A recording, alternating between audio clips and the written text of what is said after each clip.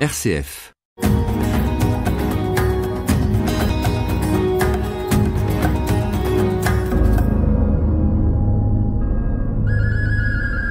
Lorsque je discute avec des gens de mes voyages à l'étranger, tous s'émerveillent, à juste titre, de l'enrichissement culturel qu'ils représentent.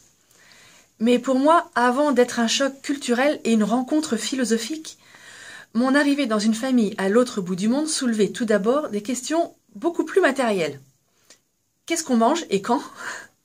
Et comment faire pour aller aux toilettes ? En effet, il n'y a pas partout de pièces clairement désignées, réservées aux besoins essentiels de l'humain. Dans le désert du Thar, chez les Kalbelia, il fallait enfiler ses chaussures et marcher quelques minutes entre les détritus et les sillons des serpents dans le sable pour aller s'accroupir en retrait des habitations. Et interdiction d'y aller seul. Il faut systématiquement se faire accompagner d'une ou plusieurs autres filles pour assurer sa sécurité.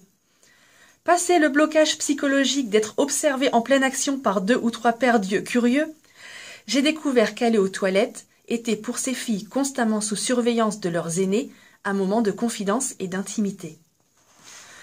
Dans l'Himalaya, les toilettes étaient situées dehors, sur le toit de la maison. Autant dire que par moins 25 degrés, vous ne prenez pas un magazine à feuilleter. Il fallait grimper une échelle, engoncée dans son manteau, pour aller s'accroupir à nouveau au-dessus d'un petit trou. Trou qui communiquait avec une pièce de la maison où allaient chuter les grosses et petites commissions. Elles étaient conservées là pendant la saison froide et servaient d'engrais pour les terres arides des montagnes pendant l'été. Et dans ces situations, comme dans d'autres bien sûr, nulle trace de papier toilette en vue. Une bouteille d'eau et votre main gauche servent à garantir votre hygiène. Sans siège de toilette, la position accroupie, d'ailleurs recommandée par les médecins, est la seule possible et je ne me suis pas étonnée de trouver, dans de nombreux aéroports, au-dessus de nos cuvettes conventionnelles, des écriteaux mentionnant qu'il était interdit de s'accroupir sur le siège des toilettes. Et oui, même les gestes les plus simples doivent être appris ou réappris avant de philosopher sur l'étranger.